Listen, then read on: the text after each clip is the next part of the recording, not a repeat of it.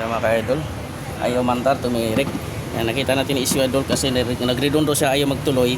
Ito nakita natin kasi buo yung fuse niya dito sa FI at saka F2. Yan buo dito, FI at saka F2. Nakita natin, napansin natin dito idol, marami kong na troubleshoot na ito. Tingnan mo, putol sa loob, no? 3 wire putol. Yan ang dahilan bakit ayaw mandar, nagredondo lang. Ngayon dudugtong natin. Itong na. Yan, sa pang-emergency lang gagawin natin ito mga ka-idol. Samantala dito muna natin i-ground. Head body ground rin ito. Dito rin natin ilagay. Sa head pa rin. Pero sa iba na. I-fix na natin to pag naayos na. Tatanggalin lang natin itong tunilyo na yan. Oh. Diyan natin ilagay. Yan, start natin ito. Malaman natin kung troubleshoot natin ito tama. Tingnan natin. O nga, aanta na siya. Okay, lubat na.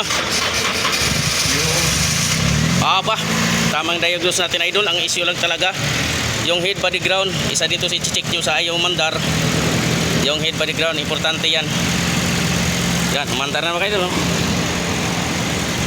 Okay na. Oh, putol eh. Dahil nga siguro kaong kasusi, binuot ko yung map sensor. Hindi mo pinatay. Yan. Nandito tayo sa Kalayaan, Quezon City. Yan, ignition coil, oh, kasama na oh. Ignition coil, B. Oh, nandoon puro lahat pala eh. Sa injector lahat na putol. Oh, tingnan mo, kasama doon, daming na yung naputol na wire. Iris na lang natin. Kasi nagawa na natin eh. Yan, wala na siyang check engine. Yun oh, wala na. Ayos, okay na, malinaw na. Ano gagawin natin doon?